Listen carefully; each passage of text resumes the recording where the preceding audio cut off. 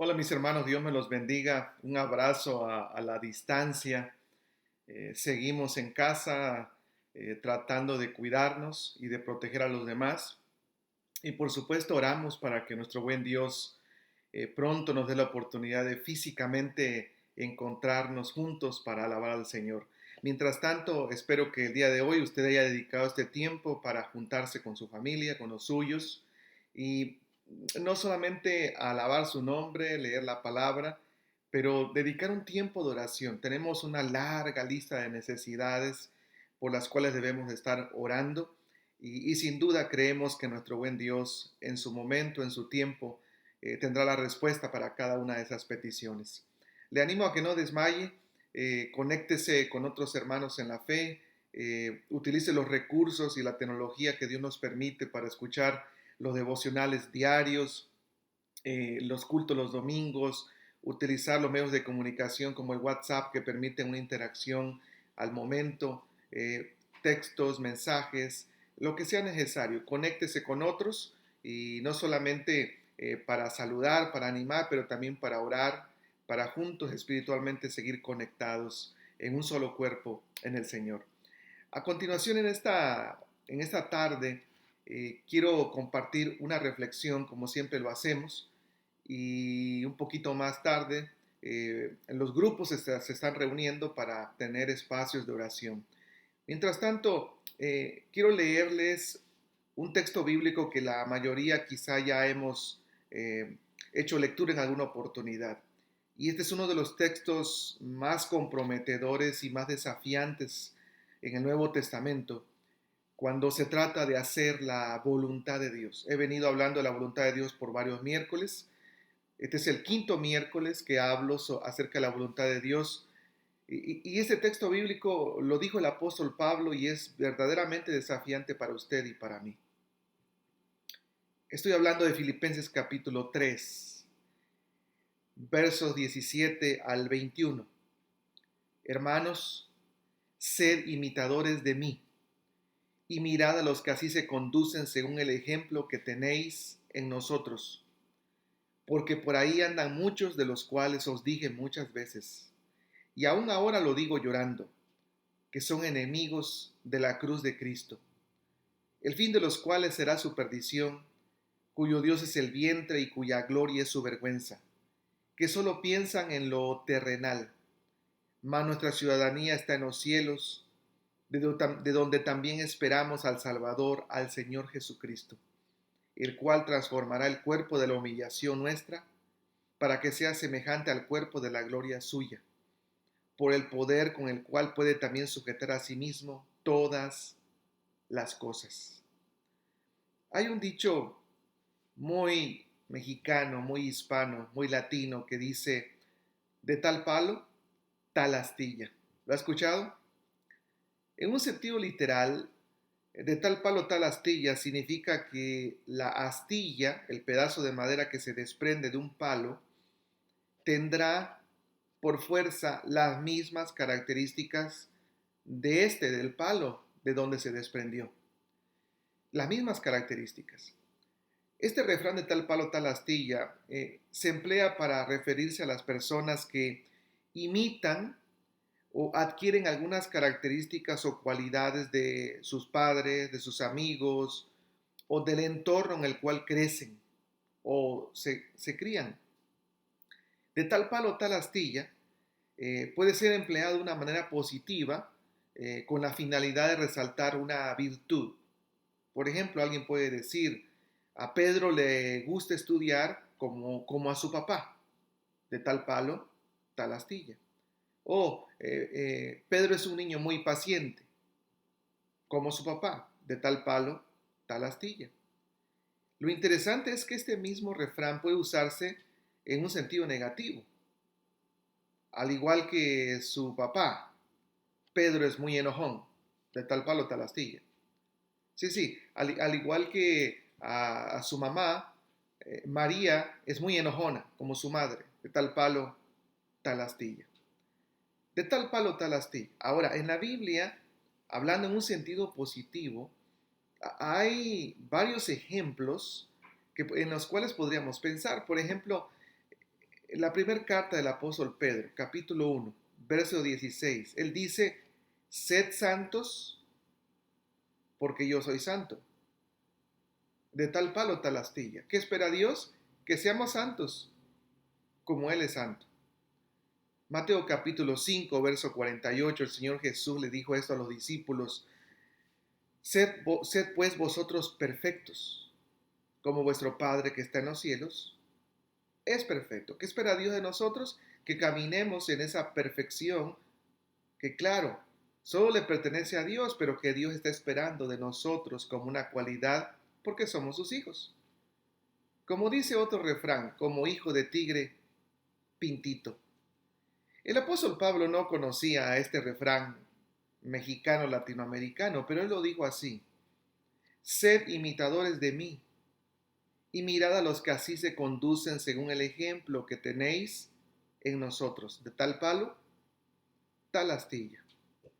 Sabe que en esa declaración del apóstol Pablo hay grandísimo reto. ¿Sabe por qué? Por varias razones. Pero déjeme explicarle, el verbo ser, ser imitador, ser.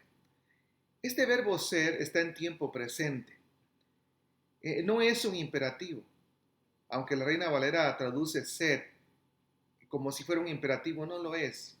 Es un verbo en tiempo presente, es una acción que se debe de ejercer, de desarrollar ahora, pero al mismo tiempo este es lo que se conoce como un verbo en participio, es decir, una acción que se tiene que repetir una y otra y otra y otra vez. Déjame decirte que esto es más desafiante que un imperativo. El imperativo simplemente significa una orden que hay que obedecer, pero aquí de lo que se trata, lo que describe, es una acción cotidiana a lo largo de la vida. Ser imitador siempre, ser modelos a seguir siempre. No es un asunto de un destello ocasional cuando alguien canta en la iglesia o enseña una clase en la escuela dominical, no. Es el llamado a que nuestra vida de forma cotidiana pueda ser luz, pueda ser sal, para que otros imiten nuestro ejemplo. Eso sí es un reto.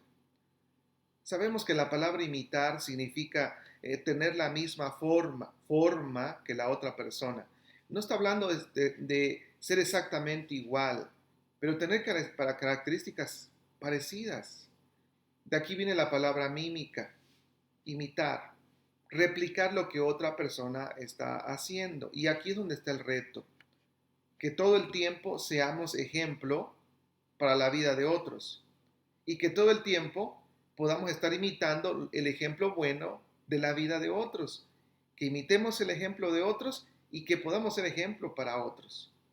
Estamos hablando de vivir esa clase de vida cristiana que es digna de ser imitada por otros. Esa clase de vida cristiana que es digna de voltear a ver y decir, wow, yo quiero ser como ese hermano, como esa hermana.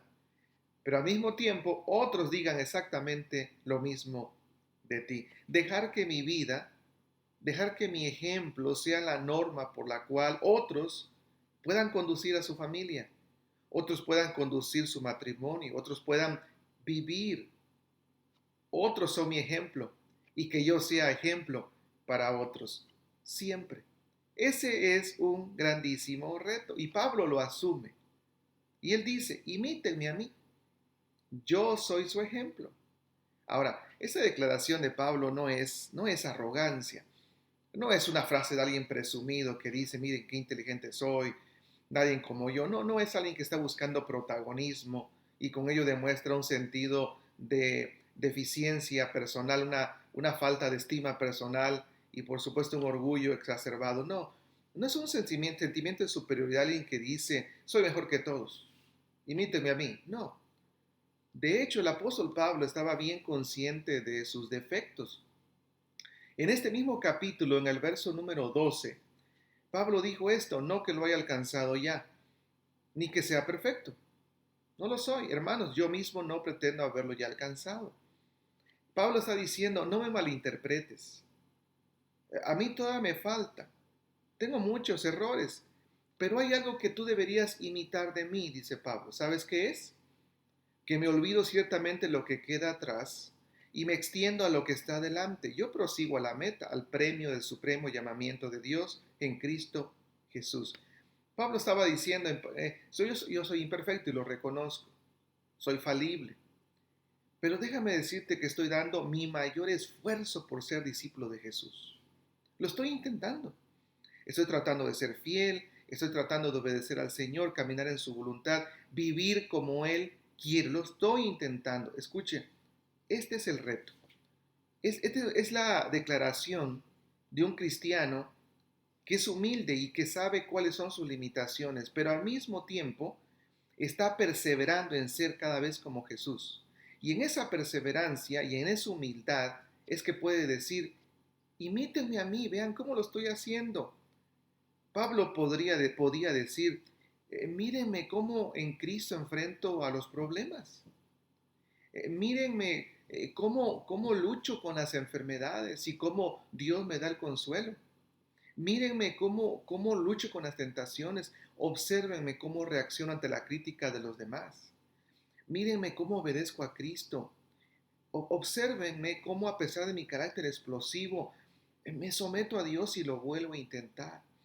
Observen mi fe, cómo en medio de los problemas sigo creyendo en Dios. Mírenme, cómo a pesar de ser un hombre imperfecto, yo lucho, yo batallo con todas mis fuerzas para ser fiel a aquel que me llamó.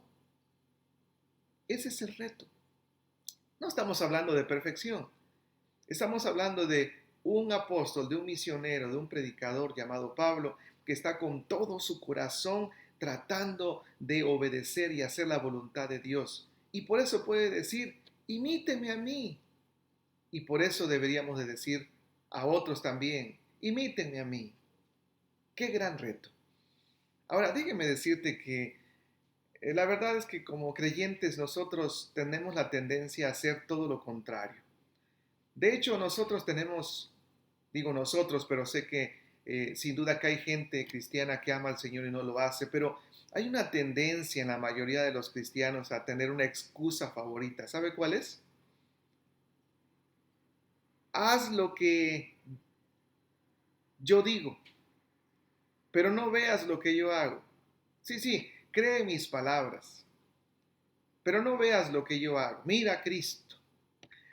Esta es una de las frases más absurdas que he escuchado a lo largo de mi vida cristiana y muchísima gente dice eso. Mira, no me veas a mí, mira al Señor. Y en realidad ese solo es un escape, una excusa para no asumir el reto que Dios me ha llamado a ser ejemplo para la vida de otros. Queramos admitirlo o no, la mirada del mundo está puesta en cada uno de los hijos de Dios. Es verdad, en el trabajo, en la escuela, en donde quiera que vamos con nuestra propia familia, queramos o no, la gente está observando nuestra vida. No está observando nuestras palabras solamente. La gente quiere observar y quiere mirar esa congruencia entre lo que decimos y lo que hacemos, que somos ejemplo, la manera en que vivimos, cómo educamos a nuestros hijos, cómo luchamos con los problemas de la vida. De verdad, la gente está observándonos porque nosotros somos luz y somos sal de este mundo. Hace muchísimos años Alejandro el Grande tenía en su ejército a un soldado que era un cobarde, pero también tenía el mismo nombre, él se llamaba Alejandro. Y una vez aquel famoso líder general griego, enojado al ver la cobardía de este soldado, enojado se acercó a él y le dijo, o te cambias el nombre o te portas como un soldado. O te cambias el nombre o te portas como un Alejandro. Déjame decirte que este es el reto para nosotros. Los que nos decimos ser cristianos, los que decimos que somos cristianos, debemos de vivir de tal manera que la gente pueda imitar nuestra vida. Nuestra vida individual, nuestra vida como padre, nuestra vida en el matrimonio, nuestra vida familiar. O cambies el nombre, o pórtate como un Alejandro. Porque es la expectativa que Dios tiene para nosotros. Ser perfectos como vuestro Padre que está en los cielos es perfecto. Ser santos como nuestro Padre lo es. Imítame a mí. Imítame a mí. Yo te invito a que se lo puedas decir a tus hijos. Imítame a mí. Díselo a tus compañeros de trabajo. Imítame a mí. Díceselo también a tus vecinos, a tus amigos, a los que te conocen. Imítame a mí. No es soberbia. De hecho, es un acto de humildad al reconocer que somos imperfectos, pero estamos luchando para caminar en la voluntad de Dios. Qué gran reto, ¿verdad? Imítame a mí. Ahora, en este proceso de querer hacer la voluntad de Dios, déjame decirte que también cuando queremos imitar a otros o que alguien nos imite a nosotros, hay un gran riesgo. Y el gran riesgo es que imitemos modelos equivocados. El gran riesgo es que la gente imite un modelo incorrecto. Y Pablo menciona con mucha tristeza a estas personas que no deben de ser imitadas porque su ejemplo es terrible. Es terrible y el fin que los guarda es perdición. Porque por ahí, dijo Pablo, andan muchos de los cuales os dije muchas veces.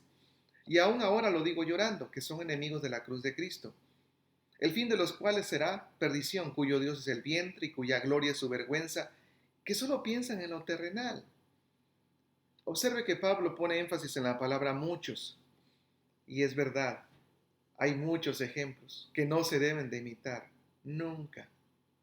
Los ejemplos malos son los que abundan, por todos lados están los malos ejemplos, no los imites. Los malos ejemplos que Pablo menciona tienen al menos tres características notables que los hace negativos para imitarlos. La primera característica es que estas son personas que con sus hechos niegan a Cristo. Dice Pablo, su Dios es el vientre. Sí, y esto sería como decir que lo material es el propósito de su vida. Así como aquellas multitudes que seguían a Jesús en busca de pan y de peces. Hay muchísima gente que su aliento de vida son las cosas materiales. Sí, el dinero, el protagonismo, ese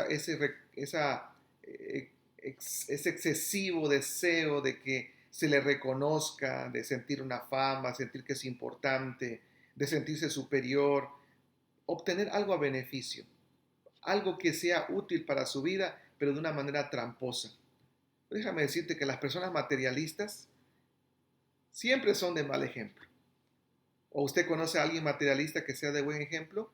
Por supuesto que no. Dice Pablo, a esas personas no las imites. No, no. Ni siquiera se te ocurra acercarte a ellas como para seguir su ejemplo. No lo hagas. Una segunda característica, dice Pablo, es que estas personas se glorían en su propia vergüenza. Es decir, desobedecen a Dios de manera abierta y todavía dicen, así soy y qué. El que me quiera que me aguante. Gente que hasta sonríe, se enorgullece por su pecado delante de Dios. No, a esas personas no las imites, no te acerques a ellas para imitarlas, de ninguna forma.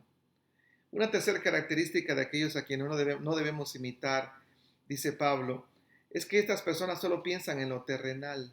Sí, su mirada está enterrada en lo terrenal. No son personas espirituales. Ese tipo de personas, cuando usted habla con ellas, toda la vida tiene que ver con esta vida acá en la tierra. Sí, sí, de Dios hay poco en su vocabulario. Y es muy fácil observar ese tipo de gente que aunque va a la iglesia, lee la Biblia y hasta puede ser líder en la iglesia, tú lo observas, su vida, su mente, todo está en las cosas terrenales. Dios es un apéndice, Dios es un anexo. Dios simplemente es un pretexto para venir a la iglesia los domingos. Ese tipo de personas, dice Pablo, si tú las imitas, es un gran riesgo, se hace un gran peligro, porque ese es falso cristianismo. Sí, de verdad, el peor enemigo del verdadero cristianismo es el falso cristianismo. El problema es que hay muchos que viven un falso cristianismo. Así que es muy fácil de contraer ese falso cristianismo, es contagioso. Se transmite muy fácilmente de persona a persona como el resfriado y es fácil de agarrarlo. No lo imites. Tiene altísimos riesgos. Di no a ese tipo de cristianismo, no te arriesgues. Y la pregunta es, ¿por qué no? Y el apóstol va a decir, porque tu ciudadanía está en los cielos, de donde también esperamos al Salvador y al Señor Jesucristo.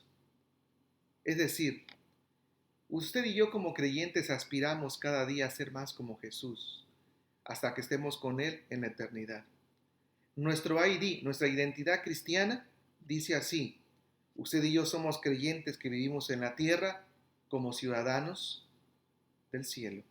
Como ciudadanos del cielo, vivimos en la tierra y podemos decir a los demás: imítame a mí, pero en un sentido positivo para que bendiga la vida de los demás.